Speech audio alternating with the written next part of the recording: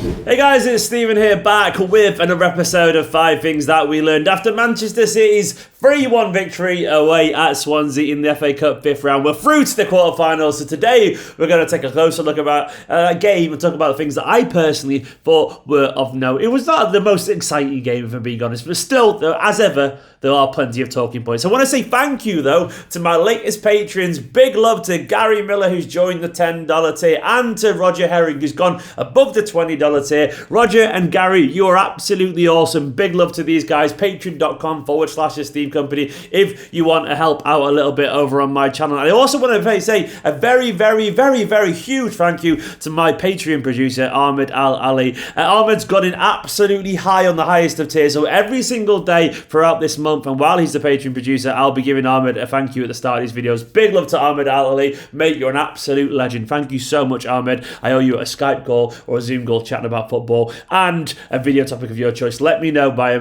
email, mate. Big love to Ahmed, and big love to Gary and Roger, of course, as well. Patreon.com/Esteemed Kompany if you want to help support the channel a little bit, or YouTube.com/Esteemed Kompany/join to become a member over there. No worries if you can't. Don't forget, just liking these videos and subscribing is more than enough support. You're all absolutely awesome. Get me to 50k. Getting very, very close now.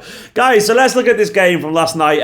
It was interesting. I'm going to start initially with something that's not particularly surprising, but I think is a genuinely fair appraisal of where Manchester City are at the moment in terms of their defence. Last night, did we see a confirmation of basically what is a strongest back four at the moment? Because we saw so many changes, and we kind of know this, but I do think it's relatively telling that certain players are rested more than other players. And I feel like at the moment, given all the games that we've had at the moment, we kind of do know what our strongest back four is. And it's bad news for some very good players in there. I mean, it's genuinely bad news because two of these players potentially are world-class, if not world-class. But I feel like at the moment, Kyle Walker and Laporte are very much in our reserve 11. And that's awful because I really rate both of them and I genuinely think they're fantastic. But it was very telling for me that Cancelo, Diaz, Stones, Zinchenko, they were all rested. And I suspect they'll all come back in at the weekend against Spurs. That seems very, very telling for me. And the confirmation that these players played against Swansea last night shows to me that Mendy,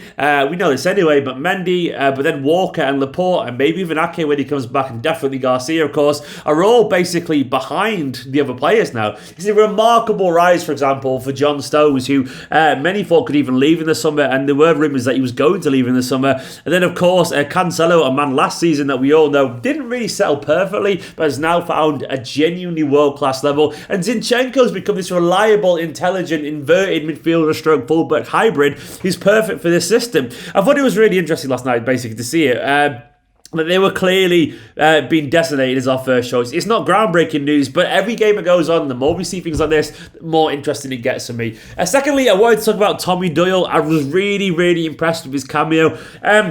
There's this genuine perception about Tommy Doyle isn't that talented. He's like, oh, he's got these links to the club and he works really hard, but he's obviously not going to kind of make it at the top level for some reason, which I personally think is kind of nonsense. What I would compare Tommy Doyle to is the kind of player like someone like Jordan Henderson, who we may go, oh, he isn't that good, but he is. He's clearly a very good footballer. His work rate, his overall ability, and he's better on the ball than we give him credit for. He's absolutely useful in a system that's fully organised and all that kind of stuff. And I think Tommy Doyle can have a very similar career, though I actually genuinely think Tommy Doyle has more on the ball. Now, people also were comparing a bit to James Ward-Prowse, another player that could have a very good career if he moves on a little bit. And I think Tommy Doyle showed last night that he's not just a runner or hard-working. He does have an incredible right foot. There was one little back heel as well that Tommy Doyle did to set someone free. I can't remember who it was, but it was a lovely, intuitive, intelligent little thing. And there was a couple of examples last night in his cameo where he whipped him some delightful crosses. And I think the world especially some Man City fans who don't really know him that well, so that he's not just some guy living off his famous Manchester City name. He's clearly a very talented footballer and very, very likeable. Now, I know there was a moment where he chose to shoot as opposed to cross it to Foden, and Guardiola was like, what? But that'll happen. It'll happen. Tommy isn't a greedy footballer in the slightest. There's a reason that he's captained the England youth teams and he always captains the Man City Academies teams, because he's known as a selfless, hard-working player. I personally, and I can't prove it either way, I personally think he looked over at Foden, and he did, and thought maybe I can't get the ball across to him, which was obviously the wrong call. I think he got it wrong and then decided to shoot and fancied his chances. It happens. He's young. It doesn't matter. Even world-class players get the wrong decision sometimes. It's no big deal. And Guardiola, if the camera hadn't cut to Guardiola, we wouldn't have Simeone did it. And the point I'm making there is that Guardiola's always doing that. He's always going, what? At every single mistaken pass, regardless if it's Tommy Doyle or Kevin De Bruyne. That is Guardiola for you, so there's nothing to read in there. But either way, I thought Doyle was fantastic last night. Next point I want to talk about is...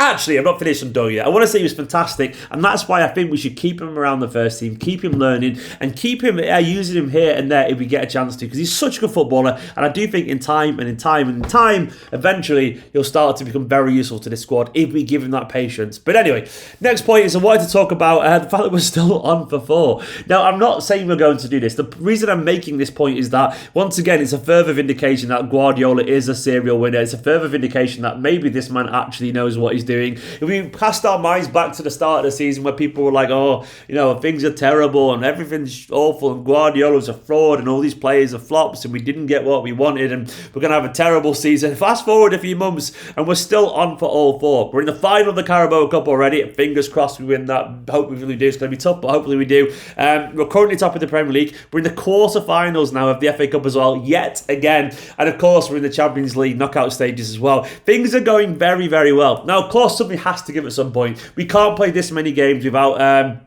struggling in some competition. I'm just looking forward to us removing the Carabao Cup to think about, even though we only have 1 game left, you know what I mean by that. But there's only 2 more games until we get a potential post-season final for the FA Cup as well. So things get very interesting very quickly. And once again, it shows that this team are genuine mentality monsters. They really are absolutely on fire at the moment. And to do what they're doing currently, it takes an immense amount of talent, but also an immense amount of hard work and focus. To do this during this particular testing time in life, it's ridiculous. And we are on for 4, and just the fact that we're saying this at this point in the season is a massive credit to the players and Guardiola.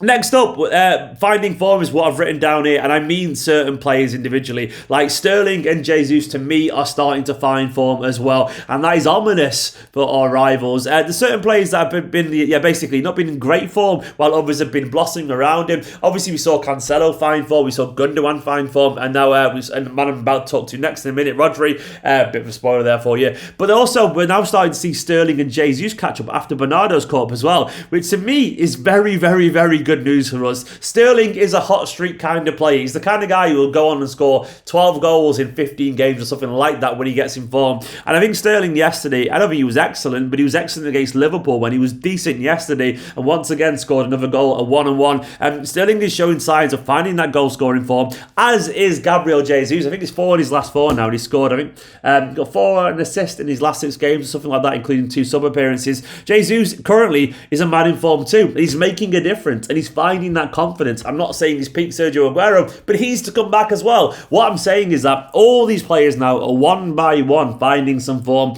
and this is down to that collective self-belief and that collective momentum. If you put good players in a good side playing good football, eventually they will play themselves out of that rut of confidence. It will happen. It is inevitable. They are quality footballers, even if we rate certain ones higher than others, and that's understandable. We all have our own opinions. What I'm saying is that we don't have any bad footballers. We don't. We have some are better than others, but Sterling and JayZ, even if they're out of form, they're still top quality footballers that most teams would love to snatch up. And sometimes we need to remember that. Every single player at the moment in our squad is kind of finding form, and that's terrifying for everyone else, and I love it. And finally, one of the biggest examples of this is Rodri. I saw some tweets today going around.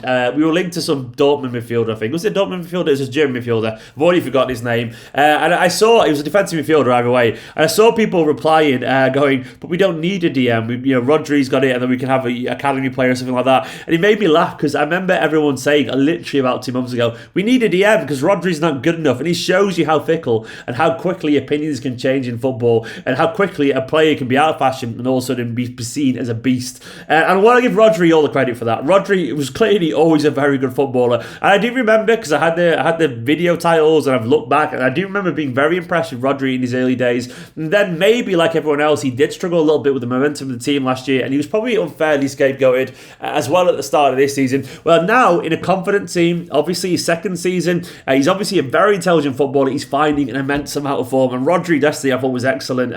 He was our best player in the pitch in that first half. himself. Hopefully, it's just a knock. I'm sure it's just a contact knock. I think he's okay. But he was everywhere. He was absolutely brilliant. There's one particular moment as well. I think it was the assist for Sterling, which was just brilliant. An interception, a lovely bit of footwork, and then a delightful left-footed pass through to Sterling. Magnificent stuff. It was like watching Sergio Busquets at his very best. Genuinely fantastic stuff. And this guy is really showing that he doesn't have to be Fernandinho to be brilliant. He has to be Rodri. Rodri is a very intelligent, very good footballer, and one that once again vindicates Cheeky and Pep and Varane. They know what they're doing. They understand footballers, and not everyone will come off, but most of them do, and we need to put a little bit more respect on their name. Guys, they are 5 things that I personally learned from this game. Big love to every single one of you. Thank you so much for all the likes and all that kind of stuff. I am getting closer to 50k now. I want to see where I'm at. Where am I at?